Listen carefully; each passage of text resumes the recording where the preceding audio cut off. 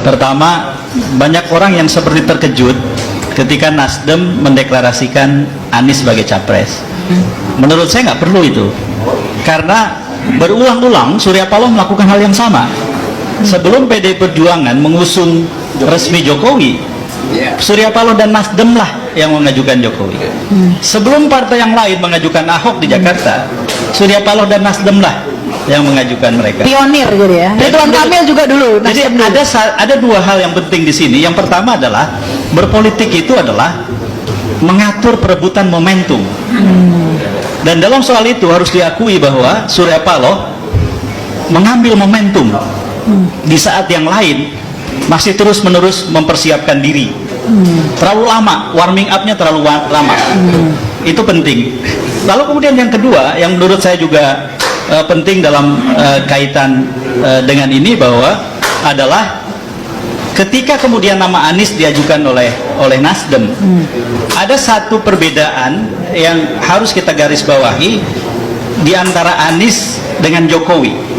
Tadi kan ada pertanyaan, apakah Anies akan jadi boneka oligarki juga pekerja partai? Ya, petugas partai. Pak Jokowi itu sudah jadi pekerja partai sejak jadi wali kota di Solo, bukan ketika jadi presiden.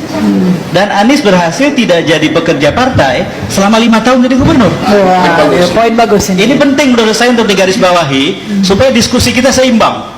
Membandingkan itu kan harus begitu. Sekarang oligarki, tidak ada negara demokrasi di dunia yang tidak punya oligarki. Ya, betul. Problemnya adalah kepemimpinan yang berhasil dalam demokrasi adalah yang mengendalikan oligarki, bukan yang dikendalikan oligarki.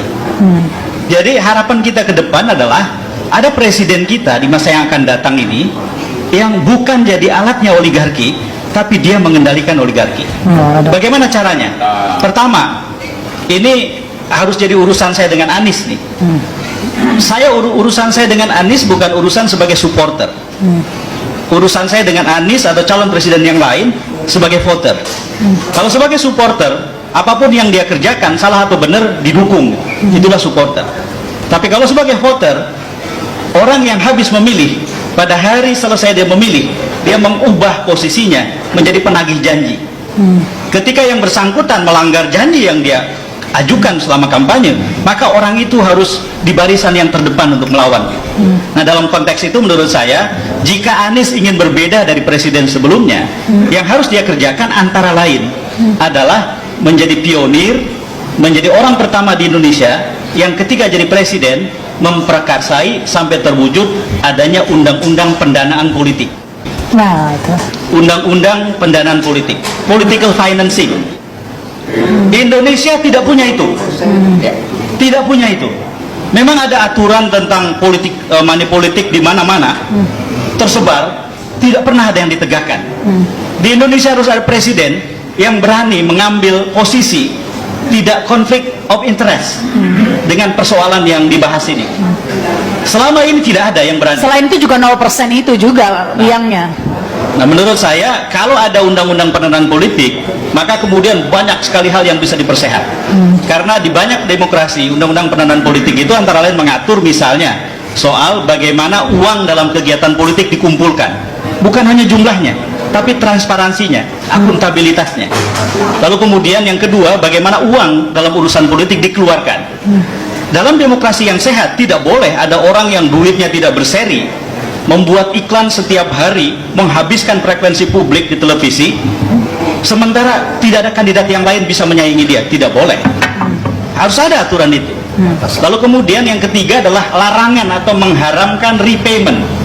Tidak boleh ada orang membantu kampanye seorang kandidat, setelah itu ada kebijakan-kebijakan yang berpihak pada yang bersangkutan. Nggak boleh itu. Iya. Tapi kan saat ini peraturan itu belum ada, Kang Ep. Belum ada. Nah, saya kok ragu ya kalau Anies ini nanti nyapresnya itu nggak dimodalin sama oligarki gitu. Nggak. Kalau soal pendanaan untuk pemenangan, saya kira semua membutuhkan.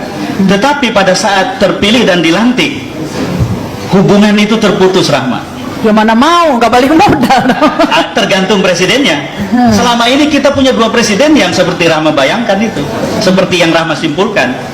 Maka Indonesia yang berubah harus dimulai pada saat pelantikan presiden. Presidennya tidak mau bilang begitu. Ya. Itulah yang kita butuhkan. Jadi harus dari awal Anies bilang, Anda boleh bantu saya supaya kita sama-sama memperjuangkan Indonesia yang lebih baik. Bukan Anda membantu saya supaya kebijakan saya berpihak sama Anda gitu. Itu harus jadi kesepakatan antara Anies dengan semua yang membantu.